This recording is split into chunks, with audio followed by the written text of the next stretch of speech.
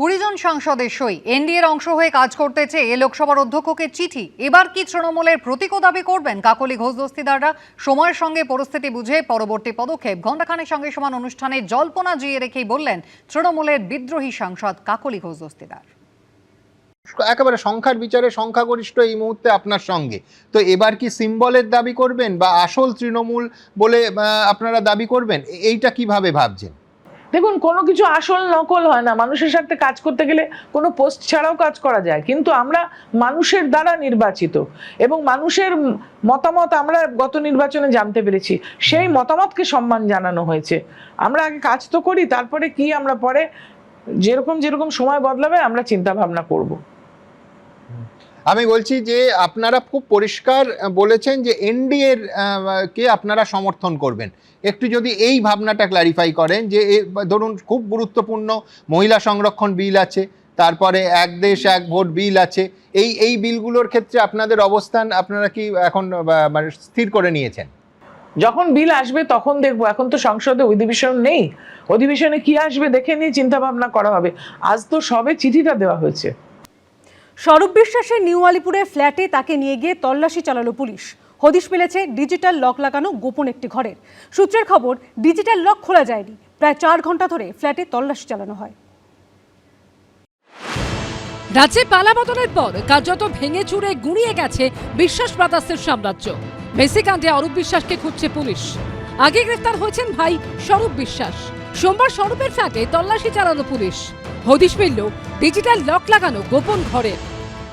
স্বরূপ বিশ্বাসের বাড়িতে দীর্ঘক্ষণ ধরে তাকে নিয়ে তল্লাশি চালায় কলকাতা পুলিশ এবং স্বরূপ বিশ্বাসের বিরুদ্ধে যে অভিযোগ উঠেছিল সেই অভিযোগের পরিপ্রেক্ষিতে কিন্তু বেলা 12টা থেকে প্রায় 4টে পর্যন্ত 4 ঘন্টা কলকাতা পুলিশের যারা রয়েছেন, দেখাবো একটা ছবিটা, সেই কলকাতা পুলিশের আধিকারিকরা তারা কিন্তু স্বরূপ বিশ্বাসকে নিয়ে দীর্ঘক্ষণ তার যে শাহপুর কলোনির ফ্ল্যাট সেই ফ্ল্যাটে তল্লাশি চালায়। তৃণমূল জমানায় টালিগঞ্জের শেষ কথা। প্রাক্তন ক্রীড়ামন্ত্রী অরূপ বিশ্বাসের ভাই ও তৃণমূল নেতা স্বরূপ বিশ্বাসের অঙ্গুলি হেলনেই চলত স্টুডিও পাড়া। রাজ্যে পালাবদলের পর তার বিরুদ্ধে মুখ খুলতে শুরু করেছেন কলাকুশলীরা। একটা কথাই বলে যে তুমি চিঠিটা তুলে নাও, যদি না তোলো তাহলে স্বরূপ বিশ্বাস এবং বাপি মালাকার মিলে কিন্তু তোমাকে মার্ডার করে দেবে। ভাঙচুর চালানো হয়েছে বিশ্বাস ভাইদের সুরুচি সংঘে। স্বরূপ বিশ্বাসের বিরুদ্ধে তোলাবাজি, খুনের চেষ্টা, ভয় দেখানো, অপরাধমূলক ষড়যন্ত্রের অভিযোগে এবং অস্ত্র আইনে একাধিক জামিন অযোগ্য ধারায় মামলা রুজু হয়েছে। বৃহস্পতিবার রাতে গ্রেফতার করা হয় তৃণমূল নেতা স্বরূপ বিশ্বাসকে। সোমবার তাকে নিয়ে তার নিউ আলিপুরের শাহপুর কলোনির ফ্ল্যাটে যায় পুলিশ। কেন্দ্রীয় বাহিনী দিয়ে ঘিরে ফেলা হয় গোটা চত্বর। প্রায় 4 ঘন্টা ধরে স্বরূপ বিশ্বাসের ফ্ল্যাটে তল্লাশি চলে। হদিশ মেলে গোপন একটি ঘরের, কিন্তু সেই ঘরে লাগানো ছিল ডিজিটাল লক। সেটি খুলতে ডেকে আনা হয় এক চাবিওয়ালাকে। অটোমেটিক লক যেটা হয়, অটোমেটিক লক, অ্যাডভান্স লক করা, আমরা হাতে তৈরি হয় না। ওটা মেশিনে তৈরি হবে, আর নাহলে ভেঙে চুরে বার করতে হবে। তো ভেঙে চুরে বার করতে হলে আমি পারমিশন না নিলে পাবো না। ওনার জানালাম কম্পিউটার লক হয়। হ্যাঁ, ভিতরে ঘরে। শেষ অবধি খোলা যায়নি ডিজিটাল লক, কিন্তু কি রয়েছে এই গোপন ঘরে? ডিজিটাল তালার আড়ালে কোন রহস্য লুকিয়ে? পাসওয়ার্ডই বা কার কাছে রয়েছে? স্বরূপ বিশ্বাসের গুপ্ত ঘর নিয়ে তৈরি হয়েছে ধোঁয়াশা। কি সম্পদ আছে ডিজিটাল তালা দেওয়া অত্যাধুনিক প্রযুক্তির ব্যবহার করে, কি এমন লুকিয়ে রাখা হয়েছে? এ তো খুললে পরে তবে বোঝা যাবে, তাছাড়া তো বোঝা যাবে না। তবে যা মাল মশলা তৃণমূল কংগ্রেসের নেতাদের বাড়ি থেকে বেরোচ্ছে, আগামী দিনে বাংলার যে ফিল্ম ইন্ডাস্ট্রি বা ওয়েব সিরিজ ইন্ডাস্ট্রি খুব ভালো চলবে। টলিউডে একের পর এক ওয়েব সিরিজ তৈরি হবে দেখে নিয়ে।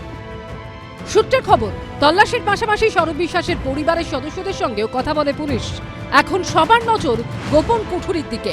কি বেরোয় সেখান থেকে সেদিকে। হিন্দলদের রিপোর্ট, এবিপি আনন্দ, কলকাতা। বারবার আবেদন করেও মেলেনি সুরাহা। এবার ইএম বাইপাসের ধারে অস্থায়ী তৃণমূল ভবনের বাড়িটি ফেরত চেয়ে থানার দ্বারস্থ হলেন মালিকপক্ষ। প্রগতি ময়দান থানায় দায়ের হলো অভিযোগ। মমতা বন্দ্যোপাধ্যায় জুলাই মাসে বাড়িটি ছেড়ে দেবেন বলে আশ্বাস দিলেও এখন কোনো নেতার সঙ্গে যোগাযোগ করা যাচ্ছে না বলে জানিয়েছেন বাড়ি মালিক মডার্ন ডেকোরেটার্সের মালিকের ছেলে। থানায় আমরা গেছিলাম ওসির কাছে গিয়ে আমরা এই যা বললাম, এই আমাদের এগ্রিমেন্ট ছিল, এই এগ্রিমেন্ট শেষ হয়ে গেছে, এখন অ্যাজ সুন অ্যাজ পসিবল আমাদের প্রপার্টিটা ছেড়ে দিলে আমাদের ভালো হয়। ভোটে হেরে রাজপাট গেছে, পরিষদীয় দলের রাশ বেরিয়ে গেছে মমতা বন্দ্যোপাধ্যায়ের হাত থেকে।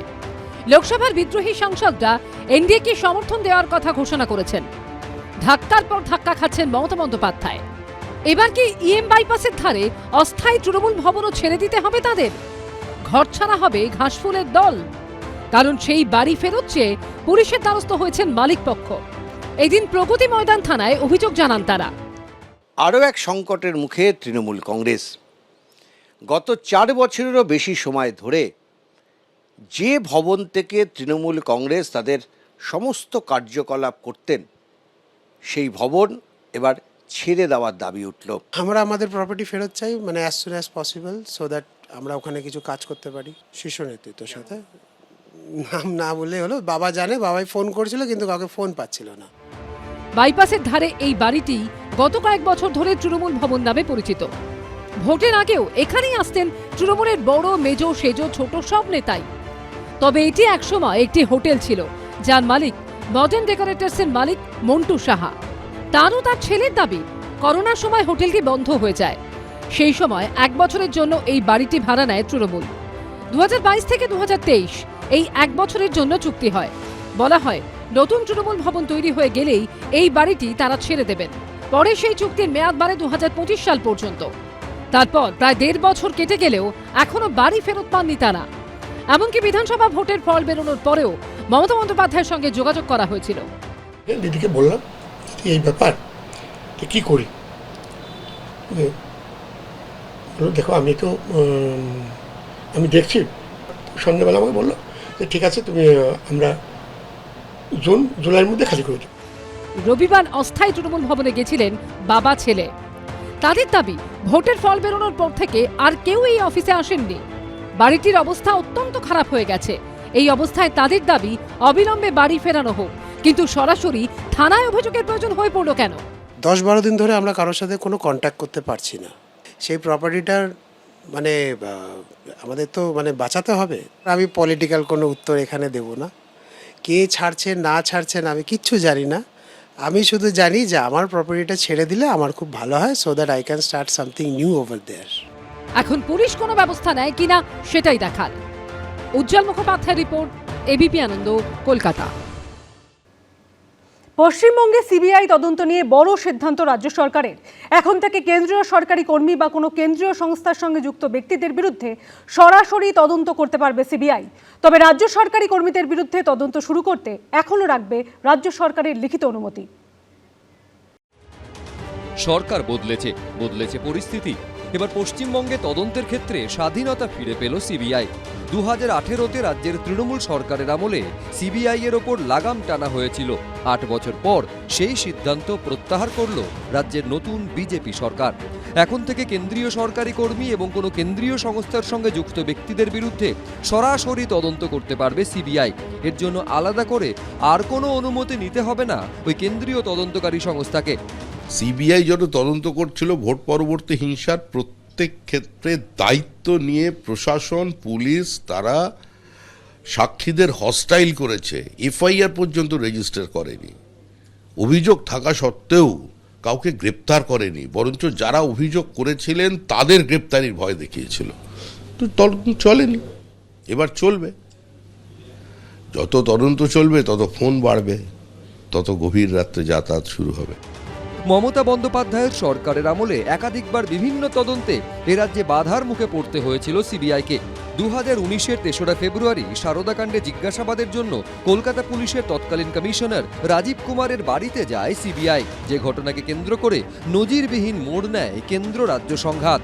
সেই ঘটনার প্রতিবাদে মেট্রো চ্যানেলে ধর্নায় বসেন তৎকালীন মুখ্যমন্ত্রী মমতা বন্দ্যোপাধ্যায়। 2018 সালে তৃণমূল সরকার বিজ্ঞপ্তি দিয়ে জানায় অনুমতি ছাড়া এ রাজ্যে কোনো তদন্ত করতে পারবে না সিবিআই। এবার সে বিষয়ে সিবিআইকে ফ্রি হ্যান্ড দিল শুভেন্দু অধিকারীর সরকার। তবে রাজ্য সরকারের অধীনস্থ সরকারি কর্মচারীদের ক্ষেত্রে বদলাচ্ছে না নিয়ম। তাদের বিরুদ্ধে তদন্ত শুরু করতে এখনও লাগবে রাজ্য সরকারের লিখিত অনুমতি। রুমা পাল, দীপক ঘোষের রিপোর্ট, এবিপি আনন্দ, কলকাতা।